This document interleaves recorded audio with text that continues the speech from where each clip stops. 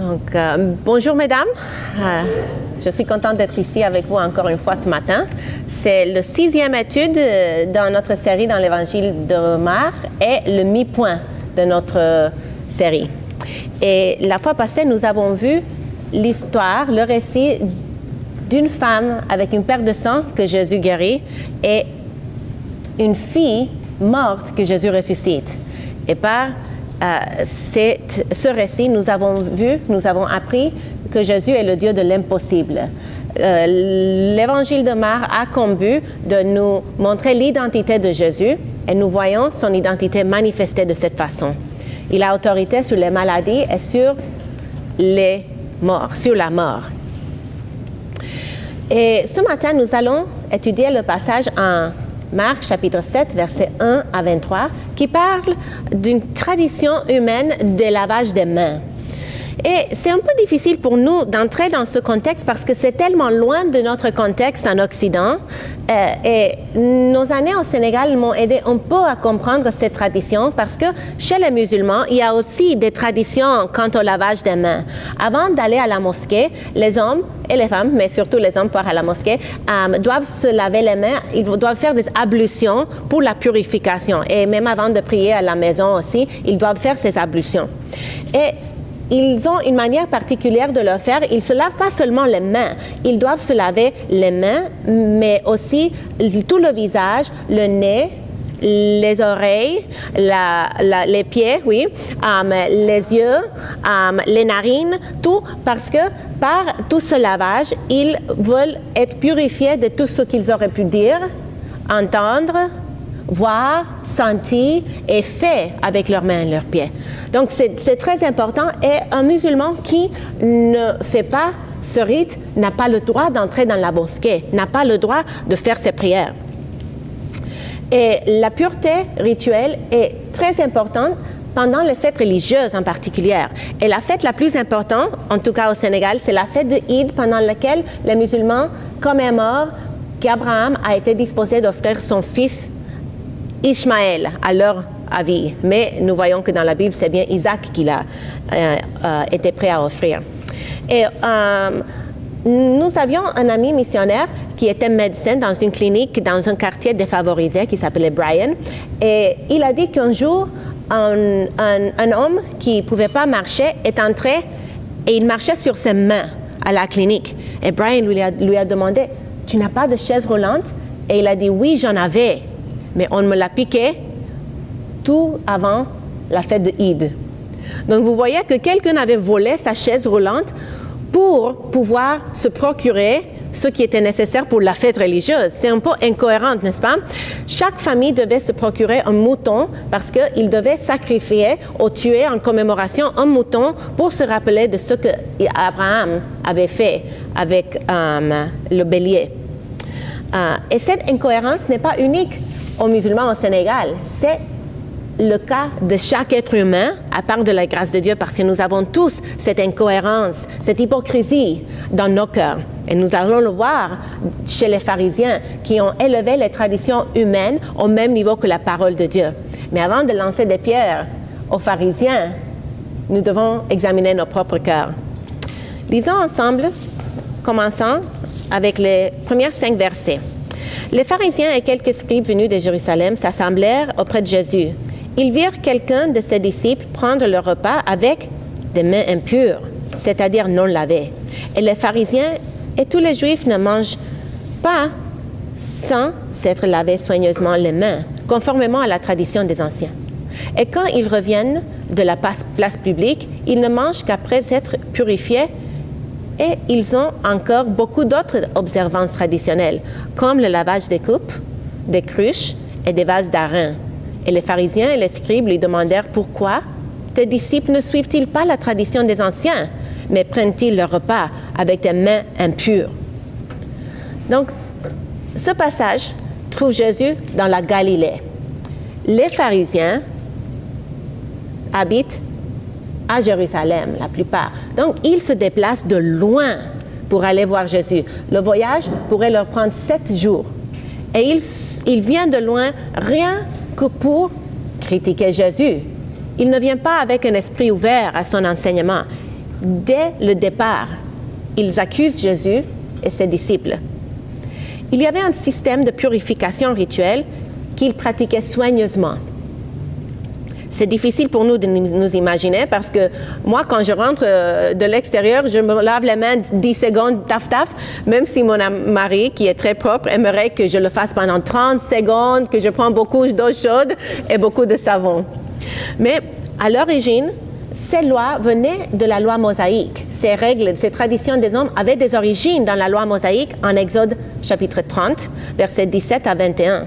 Et c'était des ordonnances pour la purification des sacrificateurs spécifiquement et des sacrificateurs avant d'entrer dans le tabernacle.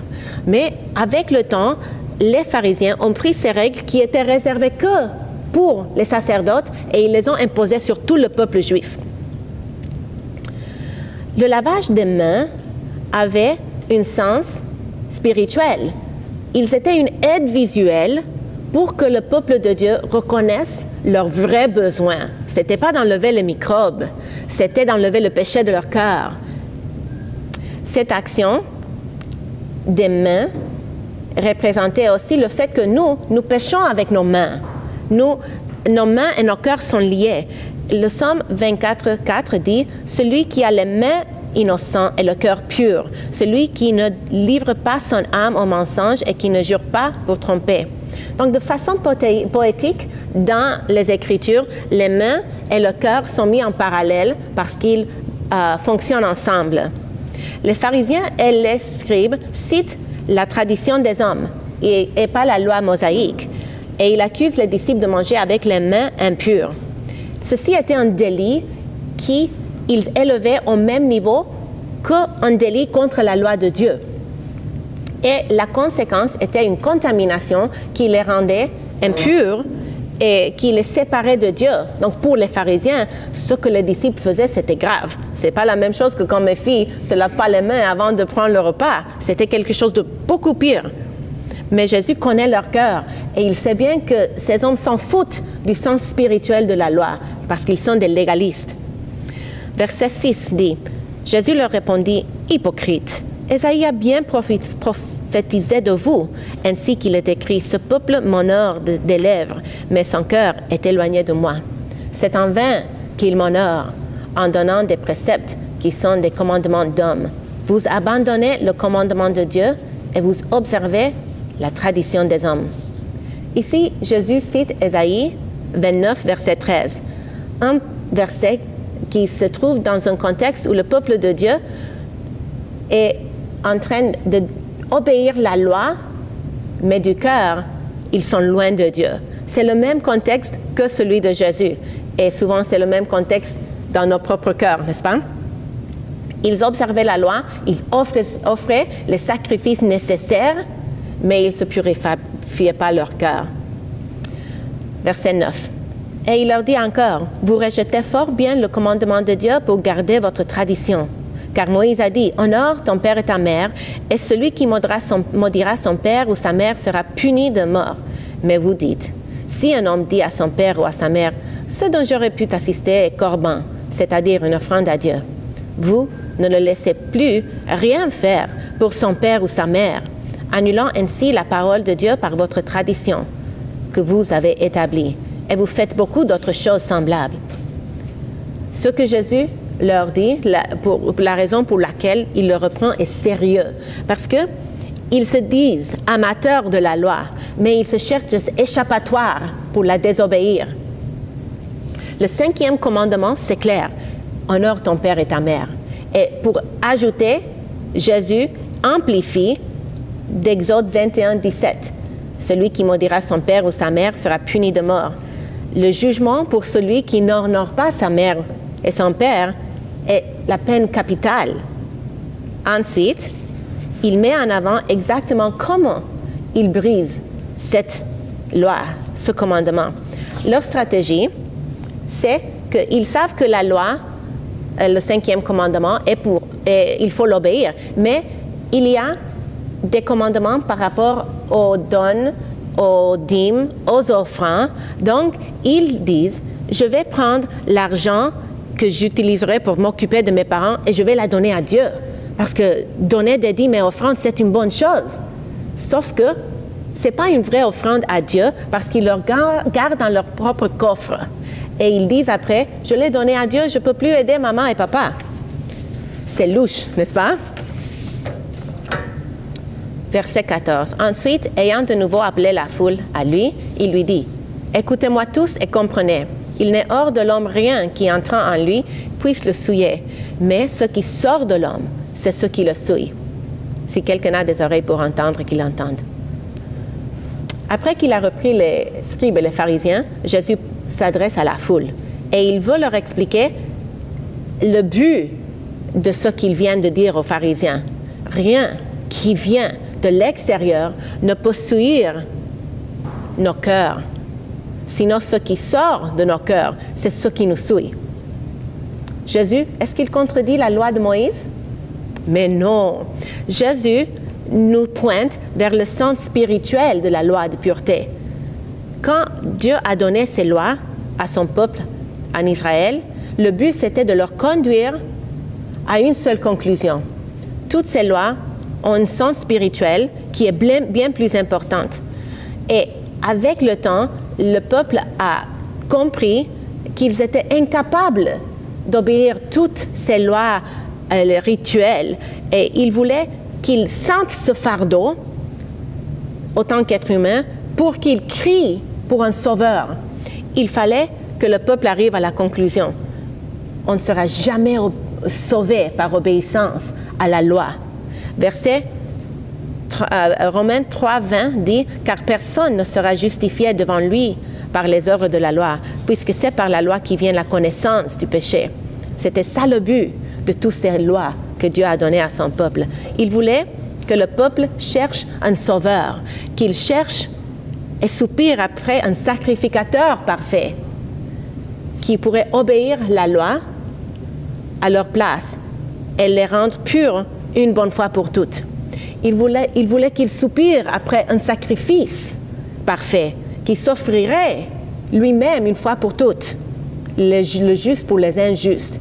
Et tout ceci, nous le voyons développé dans l'Épître aux Hébreux.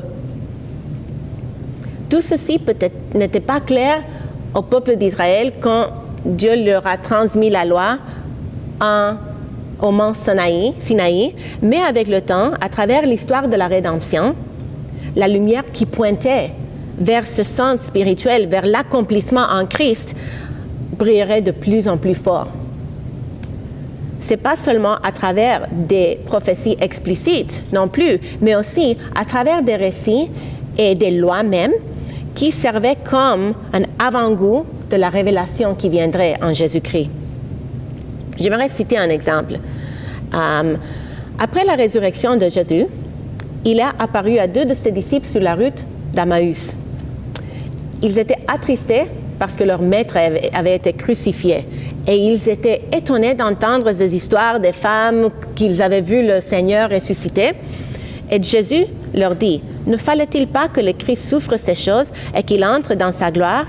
Et commençant par Moïse et par tous les prophètes, il leur expliqua dans toutes les Écritures ce qui le concernait.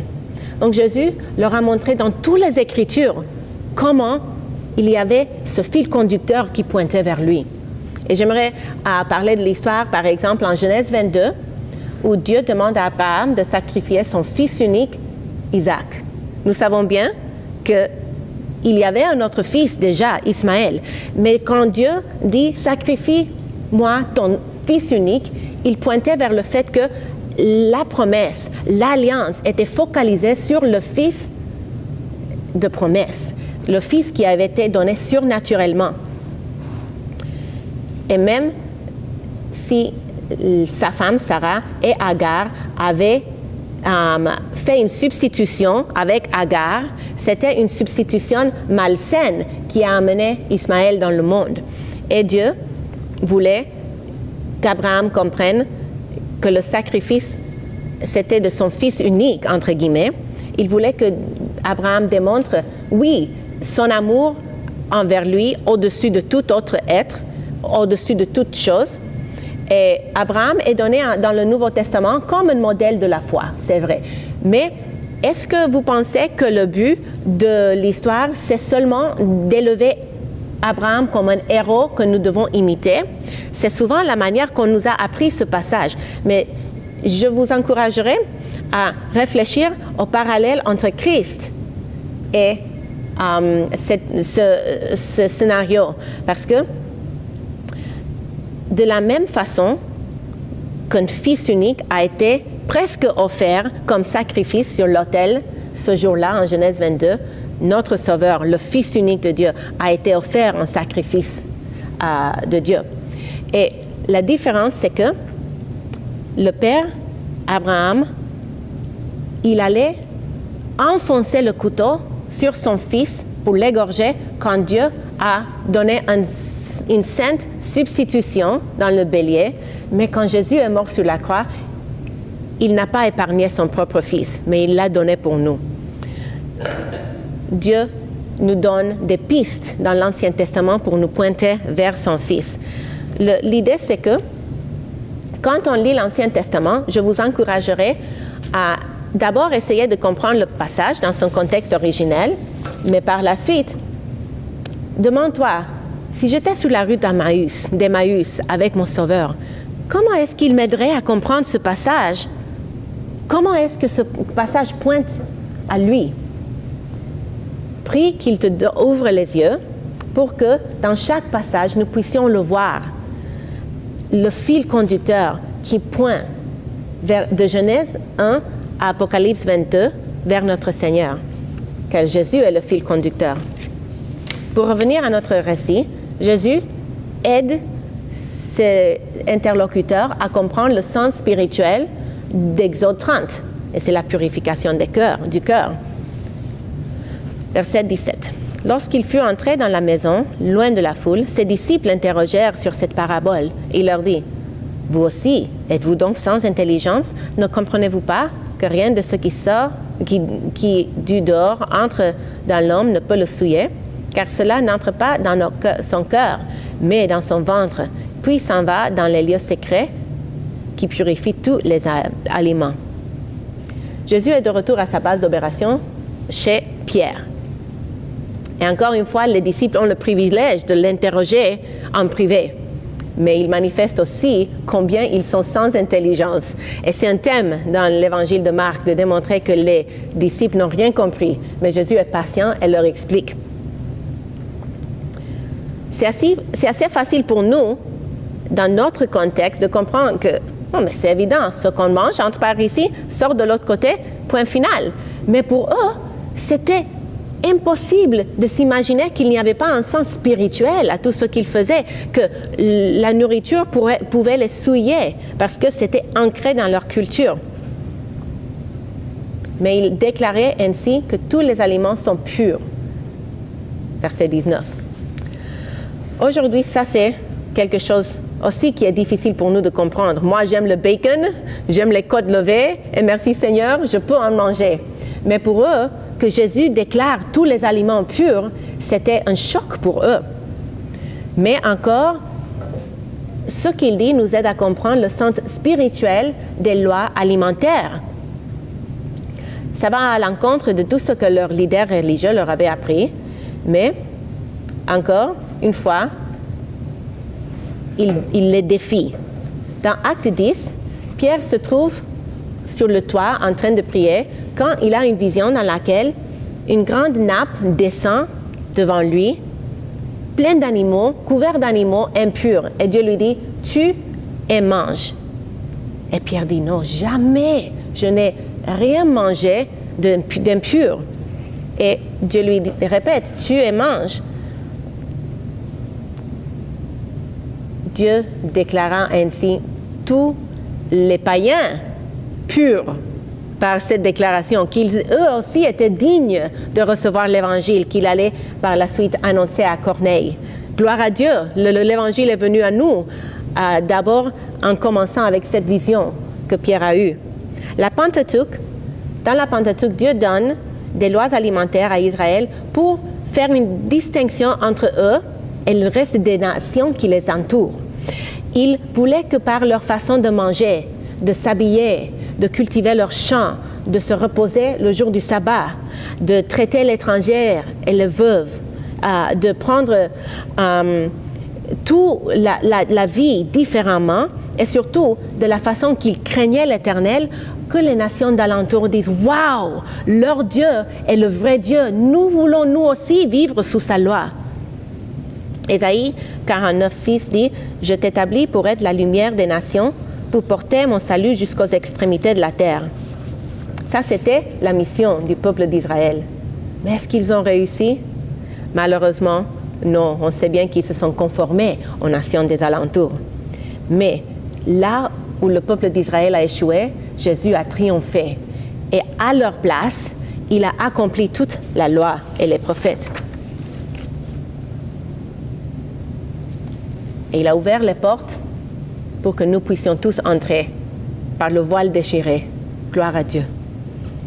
Parce que Jésus accomplit le but principal de toutes les lois, nous, son peuple, juifs et païens, qui ont été greffés, nous sommes libres de ces lois.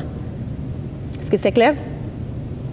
Verset 20, il dit encore, « Ce qui sort de l'homme, c'est ce qui souille l'homme, car c'est de dedans, c'est du cœur des hommes que sortent les mauvaises pensées, les adultères, les débauches, les meurtres, le vol, les cupidités, les méchancetés, la fraude, le dérèglement, le regard envieux, la calomnie, l'orgueil, la folie. Toutes ces choses mauvaises sortent du dedans et souillent l'homme. » Si Jésus nous a libérés du fardeau, du sens littéral de ces lois alimentaires, et quant au lavage des mains, il ne nous a pas rendus libres de l'obligation d'obéir le sens spirituel de ces lois. Nous sommes toujours sous la loi de l'amour, sous la loi de la sainteté. Il donne une liste assez détaillée que nous allons regarder rapidement. D'abord, il parle des mauvaises pensées. C'est un terme global qui pourrait décrire tous les péchés qui y suivent. Les adultères, ce mot, c'est un mot qui est plus vaste que simplement l'adultère dans notre langue. Ça inclut l'adultère, mais aussi la fornication, la prostitution, l'inceste et tout acte sexuel illicite. Et de plus, en Matthieu 5, verset 28, Jésus déclare que celui qui regarde avec convoitise la femme d'autrui commet l'adultère. Donc, même les pensées sexuelles impures sont comprises. Et ça peut inclure la pornographie, la masturbation, le voyeurisme, la lecture des romans érotiques. On n'a pas besoin de coucher avec l'époux d'autrui pour commettre l'adultère, selon la loi de Christ. Troisièmement, les débauches. Et ce mot, c'est le mot étroit pour l'adultère qui, dans les temps bibliques, c'était coucher avec une femme mariée. Parce qu'avec la polygamie, il pouvait coucher avec une femme célibataire et puis la prendre comme deuxième femme, ainsi de suite. Quatrièmement, le meurtre. Ôter la vie illégalement et intentionnellement. Et Jésus aussi soulève que si tu appelles imbécile quelqu'un, si tu regardes quelqu'un avec de la colère, tu as commis le meurtre. Donc, le sens le plus spirituel, c'est que nous pouvons tous violer cette loi sans prendre un couteau ou un fusil. 5, les vols. 6, les cupidités. Et la traduction second 21 le traduit la soif de posséder. Et ceci parle de jamais être content avec ce qu'on a, mais de désirer d'acquérir de plus en plus. Et c'est un péché assez grave, car en Colossiens 3,5, il dit « Faites donc mourir ce qui dans vos membres est terrestre, la débauche, l'impureté, les passions, les mauvais désirs et la cupidité, qui est une idolâtrie. » Donc, en Occident, nous, en général, on n'a pas tendance à nous prosterner devant des statues, devant des images taillées en or, en argent ou en bois, mais nous nous prosternons devant l'avidité, le désir de posséder. Et c'est ça souvent notre péché que nous devons rejeter. Numéro 7, les méchancetés, c'est des mauvaises actions faisant le mal. 8, la fraude, c'est tromper en utilisant les mensonges ou trahir. Et c'est le même mot utilisé pour ce que Judas et les leaders religieux ont fait à notre Seigneur Jésus quand ils l'ont trahi. 9, le dérèglement, c'est des comportements totalement dépourvus de retenue morale. Dans certaines langues, c'est traduit vivre comme un chien, une chèvre ou une coq. C'est dans un sens sexuel, avec un comportement de débauche. 10, le regard envieux, littéralement, c'est le mauvais œil. Et c'est un sentiment de jalousie et de ressentiment à cause de ce que quelqu'un a ou fait. 11e, la calomnie, c'est parler contre quelqu'un de telle sorte qu'il porte atteinte à sa réputation. Insulter, diffamer, blasphémer ou insulter. L'orgueil, c'est l'arrogance qui se rapproche de l'insolence. Et 13e, la folie, c'est l'état de ne pas utiliser sa capacité pour comprendre. C'est être un imbécile. Donc, moi, je trouve cette liste décourageante. Je ne sais pas vous, mais je m'identifie avec beaucoup de ces péchés et des fois, je me demande qu'est-ce qu'on peut faire. Je suis comme ces gens que Jésus reprend. Mais si vous vous identifiez aussi avec cette liste de péchés, nous sommes en bonne compagnie parce que Paul, l'apôtre, se trouvait aussi convaincu par le péché. Il dit en Romains 7, 21 à 24, « Je trouve donc en moi cette loi. Quand je veux faire le bien, le mal est attaché à moi. Car je prends plaisir à la loi de Dieu selon l'homme intérieur, mais je vois dans mes membres une autre loi qui lutte contre la loi de mon entendement et qui me rend captif de la loi du péché qui est dans mes membres. Misérable que je suis, qui me délivrera de ce corps de mort? Grâce soit rendue à Dieu par Jésus-Christ, notre Sauveur. » C'est ça la grâce de Dieu. Nous trébuchons tous, mais Jésus a accompli la loi. C'est la bonne nouvelle de l'Évangile. Christ nous délivre de l'esclavage au péché parce qu'il l'a vaincu lui-même. Et un jour, il nous délivrera une bonne fois pour toutes de ce corps mortel où nous serons libres et avec lui pour l'éternité. Mais pour le moment, il nous invite. Honore Jésus et ne pas la tradition des hommes, et tu seras purifié du souillure du cœur. C'est ça le message principal de notre passage. Honore Jésus et ne pas la tradition des hommes, et tu seras purifié de la souillure du cœur. Donc, quelles sont les implications pour nous aujourd'hui? Une fois, j'ai entendu un pasteur prêcher sur un passage comme ceci, où il a donné 4 pistes pour briser le pouvoir du péché du cœur. Il a dit que cette liste de péchés, on pourrait le résumer par 4 grands péchés qui sont les plus communs. La culpabilité, la colère, l'avidité et la jalousie. Donc, quel est le moyen de s'en sortir de la culpabilité? Je propose la confession. Par exemple, si tu réalises que tu as fait du mal à quelqu'un par les paroles et les actions qui sortent d'un cœur souillé, va demander pardon, confesse ton péché à la personne et tu seras libéré du fardeau de ce péché que tu as commis. Ensuite, quelle est la façon de s'en sortir de la colère? C'est le pardon. Souvent, nous réagissons en colère quand les gens pêchent contre nous et nous mijotons cette colère et nous devenons amers à cause de ce que quelqu'un a fait contre nous. Mais la façon de trouver la liberté, de s'en sortir de cette colère, c'est de pardonner ceux qui nous ont offensés, comme Jésus nous pardonne, comme nous l'avons offensé. Et quelle est la façon de s'en sortir de l'avidité? La solution est la générosité.